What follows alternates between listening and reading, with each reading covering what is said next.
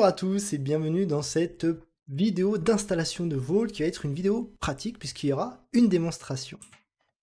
Alors, qu'est-ce qui nous attend dans cette vidéo? Alors, on va parler d'installation, il y a plusieurs façons d'installer Vault et nous, on va surtout se concentrer en 3 niveaux. Le premier niveau, on va juste lancer Vault avec ce qu'on appelle le dev mode, on va voir ce que c'est. Donc le dev mode, c'est tout simplement tout ce que vous allez faire là-dessus. Donc le Vault sera déjà initialisé, le Vault n'aura pas de persistance de données, vous l'aurez compris, le Vault sera tout simplement usage de dev et rien de plus. Le second niveau, on va avoir un nœud, pas de haute disponibilité, mais cette fois-ci avec de la donnée persistante. Dans notre cas, dans notre use case, on va utiliser la partie file system. Et enfin, le troisième niveau, ça va être l'installation d'un Vault hautement disponible avec un storage backend qui est prod ready et enfin qui est aussi hautement disponible. Nous, on va s'attaquer vraiment à ces deux premiers niveaux et le troisième niveau, nous le verrons plus tard dans quelques vidéos et notamment, donc, commençons par le dev mode et comment allons-nous nous attaquer à ce dev mode. Dans notre cas, on va utiliser Docker pour tout simplement lancer notre Vault en dev mode au sein d'un conteneur afin d'avoir cette abstraction-là. L'objectif, c'est que vous souhaitez tout simplement utiliser Vault, que vous soyez développeur ou autre, et donc pour ça, on va interagir directement au travers d'un conteneur.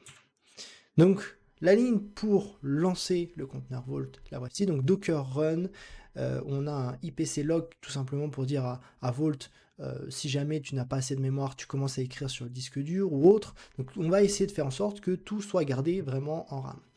On va le faire donc -d pour daemon, donc on va le lancer en background, et enfin on va lui donner un petit nom, donc dev-vault.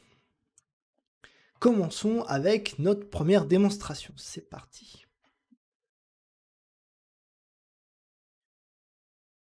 Donc dans cette première démonstration, qu'est-ce que nous avons? Donc je suis sur une machine, Amazon Linux 2, mais vous pouvez être sur n'importe quelle autre machine, et dans un premier temps, on va installer Docker. Donc ces étapes-là seront possibles en fonction de votre système d'exploitation. Donc vérifiez dans un premier temps votre système d'exploitation, pardon. Et en fonction de celui-ci, vous pouvez vous reporter directement à la documentation officielle pour installer Docker. Donc dans notre cas, on est en train d'installer ici Docker. On va ensuite, donc on voit qu'il est installé. On va démarrer le service. Tout est OK. Hop. Et la dernière ligne de commande, c'est tout simplement pour éviter de mettre un sudo pour lancer nos commandes Docker. Pour que ça prenne effet, je vais me réauthentifier avec mon utilisateur ec2-user qui est spécifique à Amazon Linux 2. Donc on va lancer la commande suivante, qui est donc docker run, donc on retrouve notre IPC lock, le -d, sauf que cette fois-ci j'ai rajouté un -p 8200.2200. Qu'est-ce que c'est? Tout simplement pour dire que mon conteneur va être accessible localement, je vais pouvoir pinguer, entre guillemets, mon service Vault directement sur le port 8200. Donc je vais faire vraiment un mapping entre mon port 8200 local et le conteneur qui écoutera sur le port 8200. On lance la commande, donc comme je n'ai pas l'image Vault, on va déjà la télécharger, et tout semble d'être OK. Donc on va commencer à faire un docker ps, pour voir si mon conteneur est bien lancé correctement, etc. Donc ici, comme on peut le voir, il est lancé, il y a donc créé il y a 7 secondes, il y a 5 secondes, il est bien up and running, et on voit qu'il écoute sur le port 8200 qui est mappé avec ma machine locale. Très bien, regardons plutôt les logs cette fois-ci de notre Vault.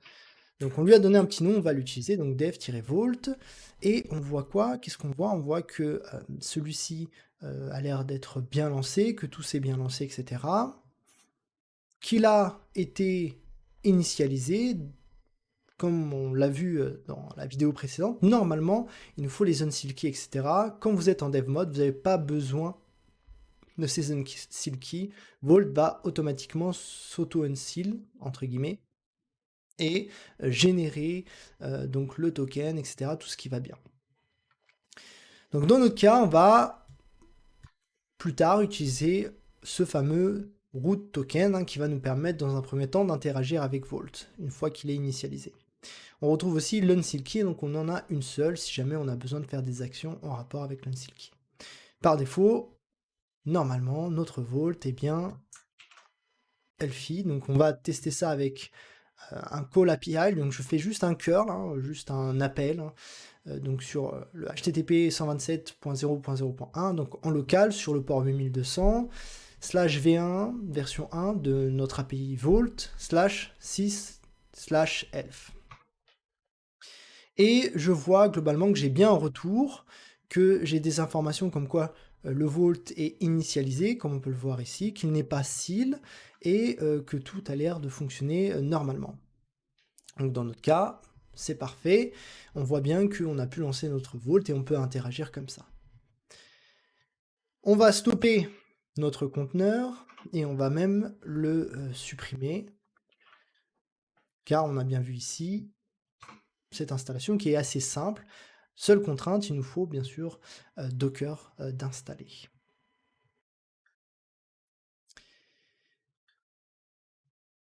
Maintenant, passons à la deuxième étape qui va être la mise en place d'un Vault sans la haute dispo dans un premier temps. Et pour ce faire, parmi les fameux storage backend que nous allons avoir, on va utiliser celui du file system, notamment pour notre use case, pour nous simplifier la vie, puisqu'on a un nœud, on veut utiliser ce nœud-là, donc on va utiliser le file system en tant que storage backend. La target de mes futures démonstrations et autres, c'est que je vais avoir une instance EC2 sur AWS, mais peu importe où vous êtes, ou l'instance, etc. On va donc avoir notre binaire sur cette instance-là, sur ce nœud, et nous allons utiliser le file system de ce même nœud dans un premier temps. Et notre instance écoutera sur le port 8200. Passons donc à la seconde étape de notre démonstration. Donc nous revoilà, sur notre console, et cette fois-ci on va passer à l'installation de Vault. Donc là aussi vous pouvez vous référer, et le lien y sera, directement sur la doc officielle d'HashiCorp pour faire cette installation-là, puisqu'elle dépend de votre système d'exploitation ou autre. Dans notre cas, on est sur une Amazon Linux 2, donc nos actions peuvent être un peu plus différentes en fonction du vôtre. Donc on installe Vault, dans notre cas on est sur la dernière version qui est en 1.6.3, et tout a l'air d'être installé. Donc on va faire un Vault status, un Vault-version, pour voir la version de mon Vault, et qu'on voit qu'on est bien à la version 1.6.3, mais surtout que la commande Vault est reconnue telle qu'elle. Donc c'est déjà une bonne première étape en termes d'installation.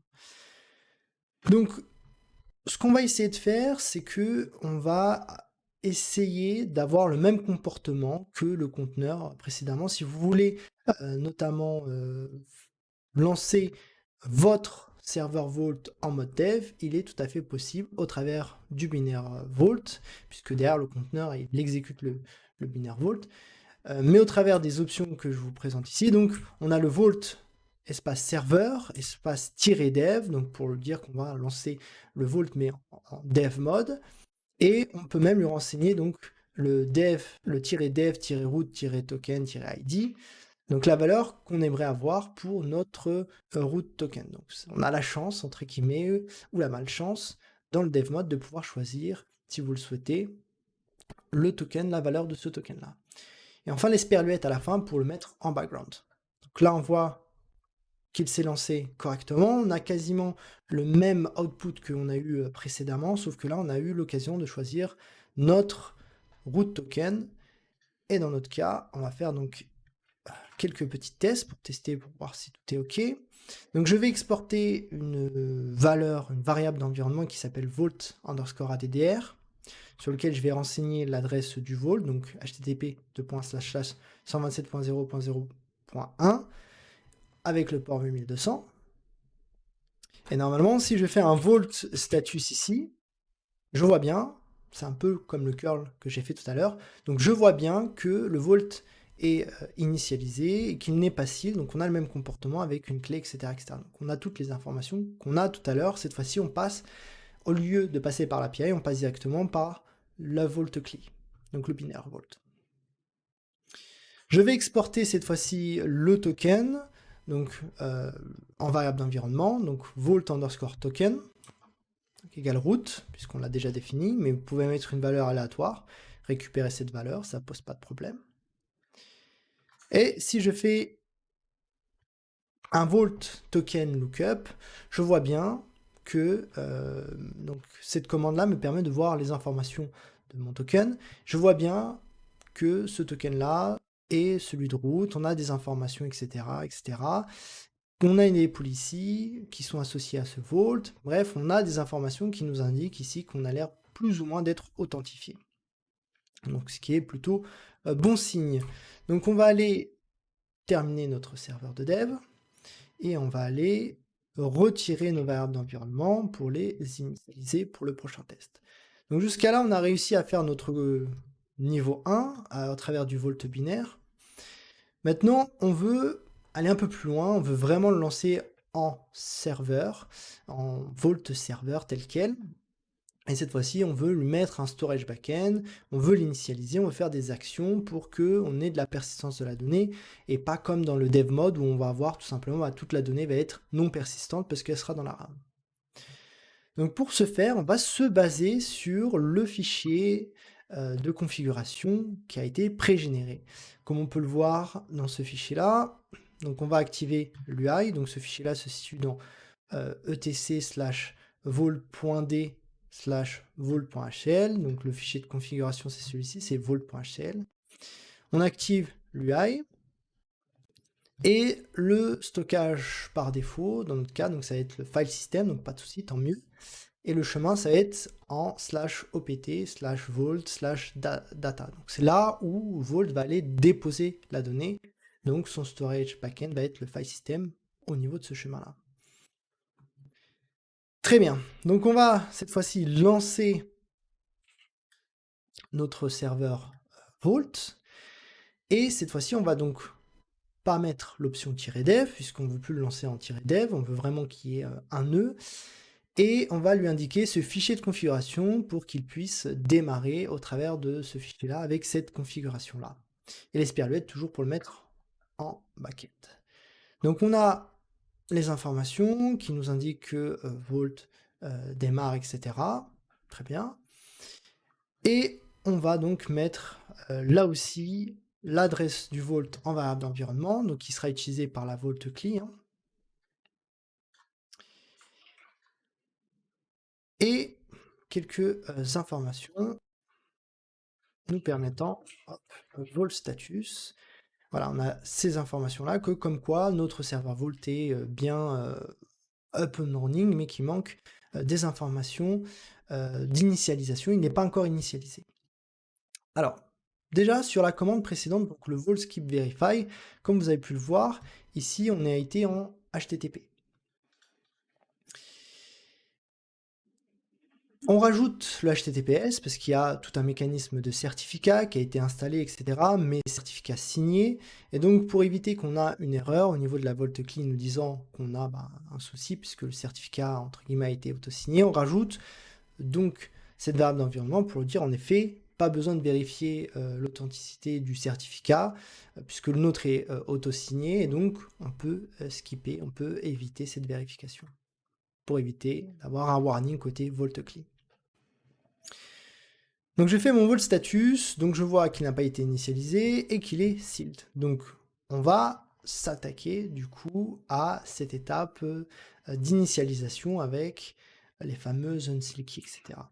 Donc la commande, ça va être vault operator init, qui va initialiser notre vault, qui va nous donner les différentes unseal keys comme on peut le voir. Donc je vous recommande de copier coller ces unsealed keys à côté, parce que peut-être vous en aurez besoin un peu plus tard.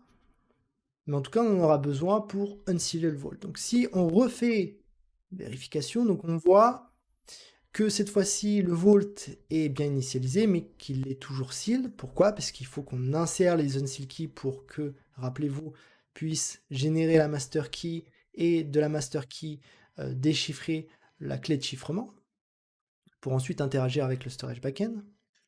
Et donc pour ça, par défaut, donc on a 5 unsealed keys et il nous en faut minimum 3 pour pouvoir déverrouiller le vault. Et dans le unseal process, on en est à 0 sur 3 de clés insérées.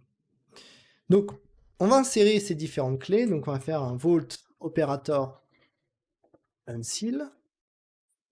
On va prendre la première clé. Donc ce qui est important derrière, c'est tout simplement de mettre à chaque fois les clés différentes, peu importe l'ordre que dans la sélection des clés. Donc voici notre première clé, on va prendre allez, la 5e pour changer. Hop. Et enfin, donc là on voit dans le process, on est à 2 sur 3 et on va passer, allez, on a fait la première, la 5e, on va prendre du coup cette fois-ci la 3e. Donc vault operator unseal. Alors en règle générale, vous n'êtes pas obligé de entrer la clé, puisque si vous appuyez sur entrée, on vous demande directement la clé, donc c'est beaucoup plus sécurisé. Les deux méthodes sont possibles. Autant passer par la seconde que je viens de vous montrer. Et enfin, on arrive donc enfin à un vault qui est unseal. Et dans ce vault qui est unseal, comme on peut le voir, donc il a été initialisé, unseal, etc. Et on peut interagir avec. Donc c'est ce qu'on va voir notamment. Donc si on refait un vault status, donc on voit qu'on a le même résultat que ce qui nous est affiché ici, en nous disant qu'il est bien unseal, etc. Et si on fait un vault login, cette fois-ci on va nous demander de rentrer le token. Nous on va utiliser le root token. Donc ce root token qui a été généré en même temps, comme vous pouvez le voir, que les unsealed keys.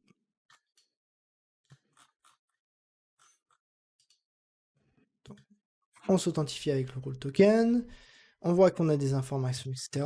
Et si je fais un vault token lookup, eh ben je vois que j'ai toutes les informations relatives, comme quoi j'ai l'air d'être bien authentifié avec mon root token et que tout se passe correctement. On va couper notre serveur vault et on va juste faire une petite vérification, notamment pour voir au niveau du storage backend. On va essayer de voir la donnée au niveau du storage backend. Donc pour ce faire, rappelez-vous, dans ce storage backend, on a donc qui est stocké sur opt/vault/data, on a par exemple 6 token ID et on veut voir par exemple les fameux tokens en clair. Donc là on voit qu'on a une valeur, on va essayer d'afficher cette valeur, notamment pour voir si elle est bien chiffrée, si tout ce qui est côté Vault, si Vault a bien fait son travail et a bien chiffré la valeur concernée. Et donc, si j'essaie de faire un cat, on voit qu'on a une valeur qui est retournée, mais cette valeur-là est chiffrée par Vault, et uniquement et seulement Vault est en capacité de déchiffrer notamment cette valeur. Ce qui nous amène, du coup, à la fin de notre démonstration, mais avant de se terminer sur cette dernière démonstration, pour ceux qui veulent parler de haute dispo, même si nous l'aborderons d'ici quelques vidéos, on va essayer de faire juste quelques éléments, on va vous donner quelques éléments, notamment vous permettant, si vous le souhaitez, de démarrer sur de la haute dispo. Donc si vous voulez partir sur des conteneurs, Vault et Consul, donc Consul en tant que storage backend, vous avez ici un repository côté GitHub qui existe, qui a donc du Docker Compose vous permettant de setuper toute cette configuration de haute dispo au travers de Vault et de Consul, et surtout au travers des conteneurs Docker. Côté Cloud Provider, vous pouvez aller directement sur la Terraform Registry et vous allez avoir plusieurs modules qui vont vous permettre de déployer Vault aussi bien par exemple sur AWS ou sur autres. Et d'ailleurs, même sur ces plateformes-là, vous avez ce qu'on appelle des quick start pour démarrer rapidement au niveau de Vault. Vous pouvez, dans tous les cas, au travers de Terraform, au travers des cloud providers ou autres, démarrer un cluster Vault si vous le souhaitez en haute dispo. Voici un exemple d'architecture en vous basant sur la Terraform Registry qui va notamment s'appuyer donc de 3 nœuds Vault et de Consul Server en tant que storage backend. Quelques petits key takeaways avant de s'en aller sur cette vidéo. Donc qu'est-ce qu'on a vu? Donc on a vu le déploiement de Vault, notamment sur le dev mode, donc à travers des conteneurs, donc comment on démarre le conteneur. On a vu quelques commandes, donc comment ça se passe avec le Vault binaire, l'équivalent que on a pu lancer avec les conteneurs, donc au travers du binaire. Vault status pour voir l'état du Vault. On peut aussi mettre des variables d'environnement telles que la Vault adresse, Vault token et autres qui vont être utilisées par la Vault CLI. Et enfin, on a vu le deuxième niveau, donc on a lancé notre Vault Server sans qu'il soit en haute dispo avec le file storage backend et on a donc notre serveur qu'on a pu démarrer donc avec la commande vault server-config, on lui a indiquant une config et on a aussi initialisé notre serveur Vault, notamment avec la récupération des unseal keys, en insérant ces unseal keys, et enfin en nous loguant avec le root token. J'espère que cette vidéo vous a plu, n'hésitez pas à envoyer vos commentaires en bas de cette vidéo, et nous aborderons dans la prochaine vidéo donc ce que c'est que les tokens Vault, le fameux token root qu'on a utilisé notamment. Je vous dis très bonne journée et à très bientôt. Une dernière chose avant de se quitter, si vous voulez retrouver le code source et les commandes, vous pouvez aller directement au niveau de ce QR code qui est juste ici. Et bien sûr, le lien du repository sera en commentaire de la vidéo, en dessous de la vidéo. Je vous dis donc à très bientôt cette fois-ci pour de vrai.